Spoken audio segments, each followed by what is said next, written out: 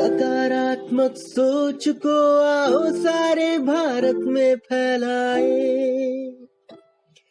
सकारात्मक ऊर्जा का आओ सब में संचार कराए।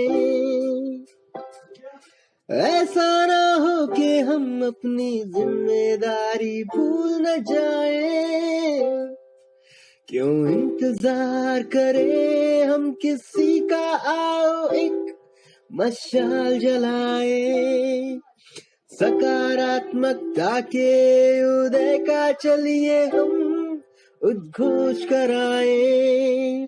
RJS जय हिंद के नारों से अपना देश जगाए, RJS वंदे मातरम से सारी सरकार जगाए।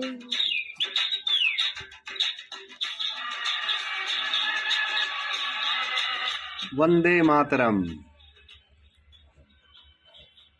छोटू राम का जन्म 24 नवंबर 1881 में हरियाणा में झज्जर जिले के एक छोटे से गांव गढ़ी सापला में हुआ। झज्जर उस समय रोहतक जिला, जो कि पंजाब के अंतर्गत था, में आता था। छोटू राम का वास्तविक नाम राय रिछपाल था। उनके पिता का नाम सुखी राम था। वे अपने भाइयों में सबसे छोटे थे, इसलिए परिवार उनके लोग उनको छोटू कहकर पुकारते थे। स्कूल के रजिस्टर में भी उनका नाम छोटू राम ही लिखाया गया था और ये महापुरुष कालांतर में छोटू राम के नाम से ही विख्यात हुए। उनके दादाजी राम रत्न के पास 10 एकड़ बंजर जमीन थी। छोटू राम जी के पिता कर्ज और मुकदमों में बुरी तरह घिरे हुए थे। छोटू राम के अपने ही शब्दों में, सापला के छोटू राम साहूकार से जब पिता पुत्र कर्ज लेने गए तो अपमान की चोट जो एक नकारात्मक व्यक्ति ने उन्हें मारी थी, वह छोटू राम को महामानव बनाने की दिशा में एक शंखनाद साबित हुई। उन्होंने पद की लालसा छोड़कर हमेशा गरीबों व किसानों के हकों की लड़ाई लड़ी। महात्मा गांधी ने बिना रक्त बहाए देश को राजनीतिक रूप से आज़ादी दिलाई। उनकी तरह ही छोटू राम ने राजनीतिक हुकूमत के कार्यकाल में ही किसानों मजदूरों के अधिकारों की लड़ाई की शुरुआत कर दी थी। यही कारण है कि भारत में ही नहीं बल्कि पाकिस्तान में भी सर छोटू राम का नाम सम्मान के साथ लिया जाता है। उन्होंने आरंभिक पढ़ाई गांव में करने के बाद स्कूली शिक्षा भी वहीं से ली।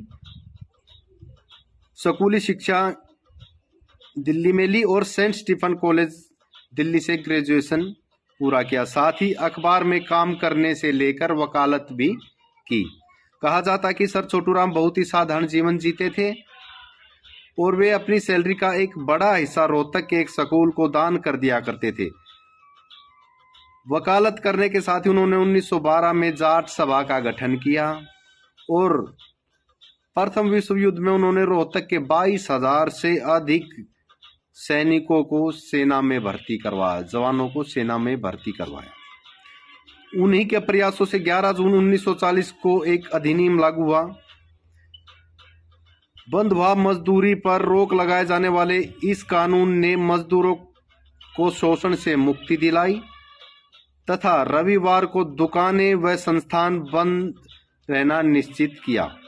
छोटी छोटी गलतियों पर वेतन काटे जाने के विरुद्ध दीनबंधु चौधरी छोटू राम ने 8 अप्रैल 1935 में एक अधिनियम किसानों व मजदूरों को सूदखोरों के चुंगल से मुक्त करवाने के लिए बनवाया। इस कानून के तहत अगर कर्ज का 2 गुना पैसा चुकाया जा चुका है तो ऋणी को ऋण मुक्त समझा गया।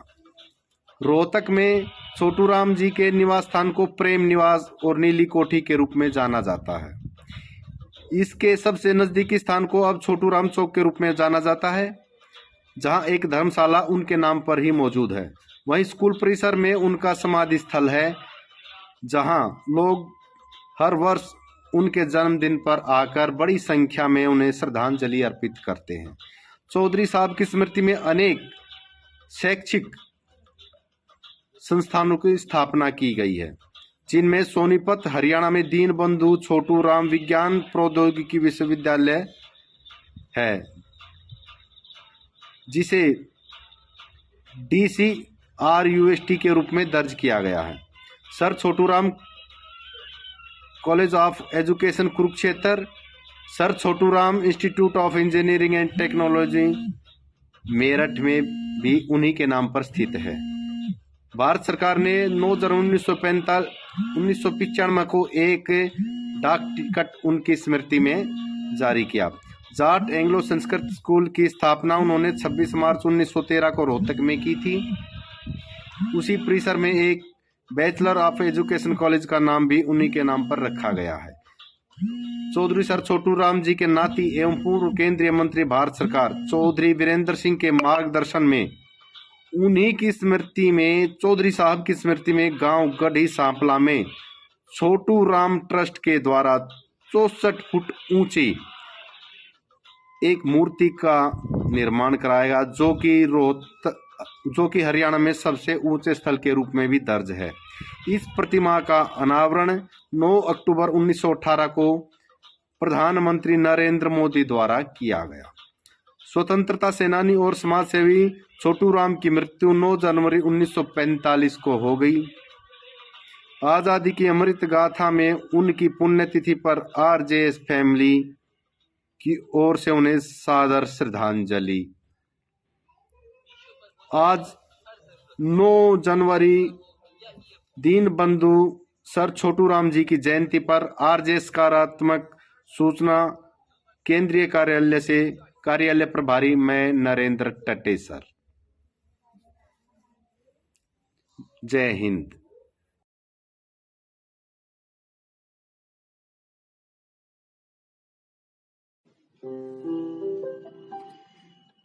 सकारात्मक सोच को आओ सारे भारत में फैलाए,